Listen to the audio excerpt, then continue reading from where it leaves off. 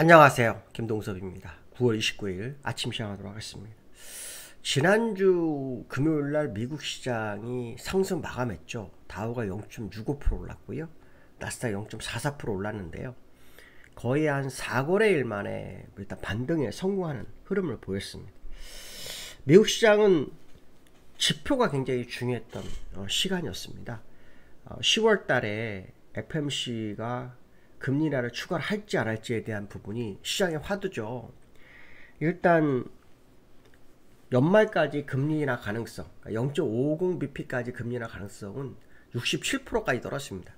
근데 목요일날, 지난주 목요일이 73%였습니다. 그러니까 6% 떨어진 상태거든요. 제롬 파월과 애틀란타 연원총재의 발언에 의하면 신중론, 추가 금리 인하에 대해 회의적인 발언을 했어요. 근데 시장은 아직도 금리 인하 기대감이 남아있죠. 물론 실제로 시간이 돼서 봐야 알겠지만 그런 부분이 있습니다. 그러다 보니 금리 인하를 위해서 필요한 지표들이 있어요. 그 중에 이제 8월 근원 개인 소비 지출이 발표가 있었는데요. 이게 전월 대비로 0.2%, 전년 동월 대비로 22.9%가 되면서 일단 연준이 긴축하는 거에 대한 부담이 뭐 완화됐다? 뭐 이런 식으로 해석을 하면서 금리 인하 기대감이 좀 다시 모락모락 피어나는 그런 상황이 됐어요. 근데 연준은 사실은 아무 생각이 없습니다. 특히 라파엘 보스틱 애틀란타 연원총재가 그 연준이나 창구처럼 느껴지거든요. 그래서 제가 지난번에 애틀란타 연원총재의 발언 중에 일단 금리 인하 한번 하고 이후에는 그때가 상황에 따라서 올리든 내리든 하자. 그게 맞는 것 같다. 이렇게 얘기하고 난 다음에 갑자기 확 바뀌었거든요. 그렇다 그러면 그의 발언은 지금 신중로로 갔기 때문에 이 지표가 의미가 있을까? 뭐 이런 생각을 한번 해볼 수 있습니다. 물론 그래도 계속 지표를 확인해야 되겠죠. 특히 이번에 금리 인하 했던 이유 중에 하나는 뭐예요? 고용지표였잖아요. 고용지표. 근데 이제 신규 실업 청구 건수가 줄어들면서 또 고용에 대한 부분도 또 나쁘지 않겠구나. 뭐 이런 해석을 하고 있는데요. 우리가 연휴 들어가는 것이 10월 3일부터잖아요. 근데 이제 10월 1일, 2일 날 고용지표가 나와요. 민간 고용, 그 다음에 뭐 ADP 민간 고용, 그 다음에 비농업 분분, 뭐 이런 게 나오거든요. 요거를 한번 볼 필요성이 있습니다. 왜냐하면 고용 때문에 금리 인하를 했는데 신규 실업 청구 건수가 좋아지면서 일단 금리 인하가면 후퇴했는데 또 고용이 만약에 좋아져 버리면 더 후퇴할 것이고 나빠져 버리면 또 금리 인하에 대한 기대감을 조금 살릴 수 있죠. 물론 연준의 생각은 다르지만 그런 부분을 좀 확인해 볼 필요성이 있고요. 그 다음에 이 주가가 오르면서 가장 많이 오른 종목 테슬라하고 인텔인데요. 요즘 인텔이 뭐 계속 투자에 대한 얘기가 많이 나오고 있죠. 지난번 TSMC에 뭐 투자를 요구했다 그러더니 요번에 이제 애플이 뭐 투자할 거다 뭐 이런 기대감이 좀 있으면서 시장을 좀 끌어올리는 그런 상황이 됐고요. 이번 주에 이제 관전 포인트는 내일 밤까지 봐야 되는 게 뭐가 있냐면 미국 셧다운 얘기입니다. 이게 실제로 뉴스가 안 되고 있죠. 그런데 그 상원에서 공화당과 민주당, 특히 공화당이 다수당인데도 불구하고 임시 예산이 통과가 못했어요. 그러니까 공화당에서도 반대자가 있다는 얘기겠죠. 이게 이제 이걸 해결하기 위해서 오늘 밤에 트럼프가 민주당 의원들과 만난다고 합니다. 이 부분이 굉장히 중요한데요. 예전에 이 셧다운 때문에 한번 시장이 크게 충격을 받은 적이 있어요.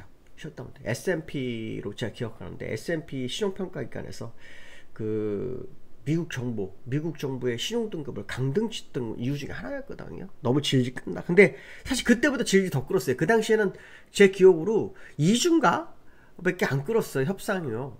근데 지금은 이 임시 예산안이 작년 12월에 해야 될 거 지금 9개월이나 끌었거든요. 근데 그게 이제 수면 밑에 있다 갑자기 뉴스가 올라왔는데도 시장이 반영을 안 했거든요. 뭐 엔비디아가 기업에 뭐 오픈AI에 투자한다, 막 이런 거로만 어떻게 시장을 끌어올릴지 이런 뉴스가 시장에 반영이 안 되는데 이게 지금 30일 내일까지 합의를 못 보면 셧다운이 돼요. 그것도 본 예산도 아니고 임시 예산이에요. 또 2020년도 본 예산 또 협상을 또 해야 돼요. 그러니까 이거 굉장히 좀 민감한 상황인데 이게 지금 시장의 화두가 안 되는 게 아주 수상하거든요. 그래서 이 부분을 내일까지 좀 확인하는 그런 어떤 시장 포인트를 갖고 접근할 필요성이 있겠다는 말씀 좀 드리고 싶고요. 그 다음에 다우와 나스닥의 모습을 보시면 나흘 만에 올라왔죠. 그렇죠? 빠졌다가 올라오는 다우의 모습. 그렇죠. 뭐 큰 변화는 없습니다. 나스닥도 마찬가지죠. 5일선 밑에 있고요. 빠졌다가 올라오는 그런 흐름이었습니다. 근데 이제 월봉상으로 제가 이제 꽉 찬 상태에 들어온 거기 때문에 의미가 없습니다. 일단 저걸 돌파하지 않으면 사실 나스닥과 다우가 상승을 해도 큰 의미가 없다. 이런 얘기를 해드리고 싶고요. 그 다음 해외 지수에서는 테슬라가 정말 4% 빠졌다 4% 올라오는 뭐 그런 상황이 발생했는데요. 이날이 4% 빠졌잖아요. 목요일날. 근데 다시 4% 올라서 다시 제자리 걸음하는 그런 상황. 테슬라가 뉴스를 보면 2026년도까지 시총이 3조 달러까지 갈 수 있다. 뭐 이런 얘기가 나오는데 뭐 가봐야 아는 거죠. 왜냐하면 테슬라의 뭐 일론 머스크에 대한 어떤 휴머노이드에 대한 기대감, 그다음에 로보택시에 대한 기대감, 뭐 이런 것들이 좀 반영이 되고 있는데요. 근데 이제 사실 유로존에서는 테슬라 판매가 완전히 박살났다고 했죠. 붕괴됐다. 뭐 이런 얘기도 나오는데도 불구하고 시장을 가는 거 참 신기하다. 뭐 이런 얘기를 해드리고 싶고요. 그 다음에 지금 그 원달러가 여기에서 1410원까지 갔어요. 본장에서는 1412원까지 갔었는데 여기까지 갔던 그룹인데 지금 현재 요 거래거든요. 그래서 이게 지금 주말에 나온 뉴스 중에 하나가 뭐냐면 부총리 겸 기획재정부 장관의 발언인데요. 미국과 환율 협상이 완료됐다 이렇게 얘기를 합니다. 그럼 환율이 떨어진다는 얘기잖아요. 이건 기술적으로는 완전 정배로 들어왔거든요. 근데 이 환율 협상이 뭐가 됐는지는 솔직히 저도 이제 예측이 잘 안 되는데 우리가 선율 협상에서 필요한 것은 통화 수합입니다. 근데 우리나라가 지금 미국에 3,500억 달러 투자 얘기가 있는데 우리는 뭐 이것을 뭐 재투자하고 뭐 이런 식으로 이제 3,500억 달러인데 미국의 트럼프는 선불이라고 얘기를 하잖아요. 만약에 선불이라고 그러면 통화 수합을 100억 불, 200불, 500억 불 갖고는 안 되고요. 거의 무제한으로 해야 되거든요. 그래서 우리나라 정부가 이제 무제한 요구를 했다고 하잖아요. 왜냐면 우리나라 외환보유고가 4,100억 불밖에 안 돼요. 3,500을 내준다. 이것도 사실 정부가 가지고 있는 게 아니고 아마 기업들 외환보유고까지 다 계산한 거라고 제가 알고 있는데 물론 제가 틀릴 수 있습니다. 그럼 이거를 주고 나면 나머지는 어떻게 할 거냐는 거죠. 그건 어렵다라는 거죠. 그렇기 때문에 사실 이 환율 협상을 했다 완료됐다라는 거 보면서 도대체 뭘까 지금 궁금한데 그 발표가 있을 거라 하는데요. 이거를 한번 확인해 볼 필요성이 있겠다 말씀드리고 싶고요. 다만 지금 그 원달러는 정배열에 들어섰거든요. 이게 뭐 그냥 정배열이 아닙니다. 오랫동안 그 상승했다가 누르면서 정배열로 사실은 오기 때문에 이거는 뒤바꾸기가 쉽지 않은 차트인데 만약에 무제한 통화 수합에 대한 환율이 떨어집니다. 이거는 확실할 겁니다. 근데 그게 아니라 그러면 도대체 어떤 협상을 했는지 요걸 한번 되게 확인해 볼 필요성이 있겠다.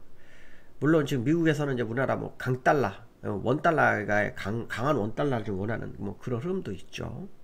왜냐하면 관세를 했는데 약달러가 우리나라 원달러가 약해버리면 관세 협정이 미국으로서는 무용지물 되니까 그 부분을 좀 감안해서 우리나라 뭐 원달러 강해지기를 뭐 이렇게 얘기를 하고 있는데 지금 환율 협상이 뭐가 되는지 이게 뉴스가 나왔어요. 근데 저는 이제 내용을 좀 모르거든요. 그래서 이걸 좀 기다려봐야 할 필요성이 있겠다 말씀드리고 싶고요.